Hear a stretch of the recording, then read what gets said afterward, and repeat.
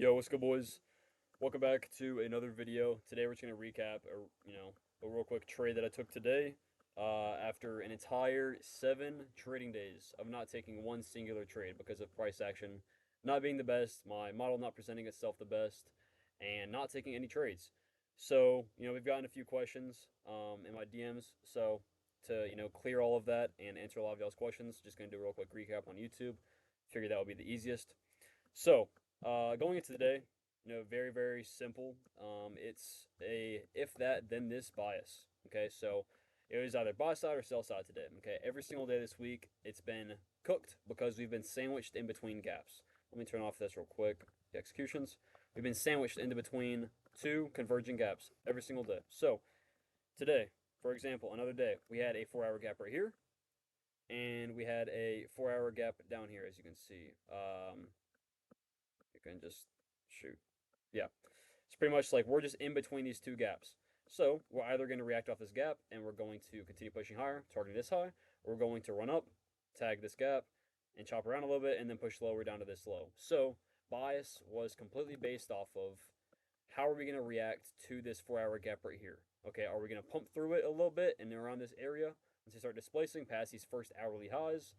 Are we gonna get some nice longs up here, or are we gonna dump off open and wait for some confirmation before shorting down to this low down here? Get some like good movement past this first hourly gap, and then take shorts down to this low. And as you can see, off open, we displaced higher. And what do? We started to move cleanly past these first set of equal highs, hourly highs. I don't really care about equal highs, but these hourly highs right here, right? And then this was the entry, right? So this could have been a decent entry. It was a bit of a riskier trade, but we tapped in this gap right here. And right here off open, we got this really nice move out of it. Crazy, crazy wick. And go for just a simple, 1-to-1 off that. You can either go, for something like that, even though we are kind of in a bit of a hourly range, which, is the reason why I didn't take that trade. So I stayed out of that trade, but it was still like a decent trade. That was a really, really good eval trade, 100%. But this was the A plus setup of the day, the only A plus setup this week. And I took this right here. So typically I'll wait for confirmation, like a full closure of the gap, but I've kind of allowed myself to, just be pretty discretional with my entries and not have to make that like a 100% rule. Typically, yes, I do like to wait for the confirmation. I do like to wait for the close. But with how bullish we're moving, like we're not like wicking this high, these hourly highs at all, right? We're moving straight past this high, and we're getting really nice gaps, bro. So 17-point gap. We tap into this gap, right? We get this little small bullish candle, which isn't enough confirmation. But what do we do off of open? We immediately started pushing higher. And this is why back testing can be so different than your live stats, right? Because you can't see in between each candle. This candle opened and immediately started pushing higher. Immediately started pushing higher very strongly. So entered about like right here on the XFAs. So you can see right here, entered 7 contracts right here, put my stop loss at this like area right here, halfway through this little wick. And then we pushed higher at this candle, at this point right here, I went fully break even, okay?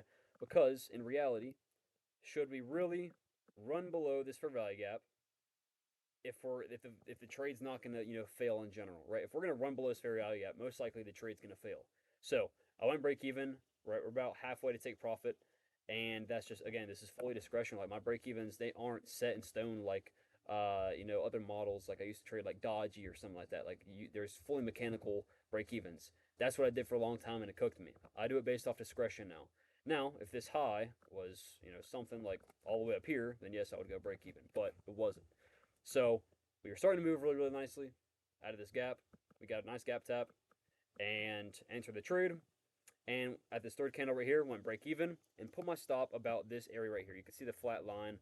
Put it about right here, okay, for like a profit of like 10 bucks.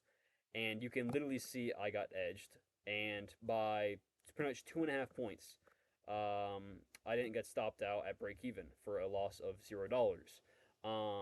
And again, bro, like I expected price to run down to this gap, But, you know, to be honest, I got pretty lucky, bro. I got pretty lucky that I didn't get stopped out at break even, and just missed out on this entire trade. But, you know, it's pretty explanatory why we would run down back into this gap. We rebalanced it. So what did I do? Right, the moment that we got started to get some confirmation, right, I sat through all this. I didn't like this, but once we got this super bullish candle right here, and we got this little small move up right here, I added one contract in after we tapped this gap.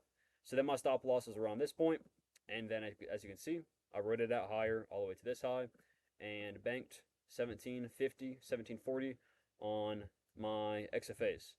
So it's a start to the set of XFAs. It's a good start. And yeah, man, this week has been a very, very good week. A very good learning lesson. I literally have not taken, again, I haven't taken anything on these XFAs in 7 trading days. I've not taken anything since last Tuesday. We've had setups this week. The model has had 2 setups this week, but they were not the best. They were pretty mid entries. Not the best confirmation, and we were really not moving the best. So what I do, I stayed out of those days. If I enter both of those days, if I enter those trades, I would have lost. And today I would have taken this trade most likely, and I would be break even for the week if I was lucky. If I was lucky, I would probably still be down $300 for the week if I took both of those trades. So after 7 days, even today, I didn't feel pressure to take a trade. I saw this trade, and I was like, dude, this is gonna play out. This is clean. This is nice, and it played out. So at the end of the day, bro, it's all about patience. You can complain about price action all you want. I complain about price action because it's funny, it's content, but it's a different story when you're complaining about price action when you're losing to it. If you're losing in bad price action and you're complaining about it, that's your fault. That is your fault. It is yes, it's a little bit harder to make money in times like this where price action is not moving the best, at least for my model and for my mentor's model. That's just the way it is. But for, most of the time, bro, if you're still taking trades and you're in bad conditions and you know it's a bad trade, the only person to blame is yourself.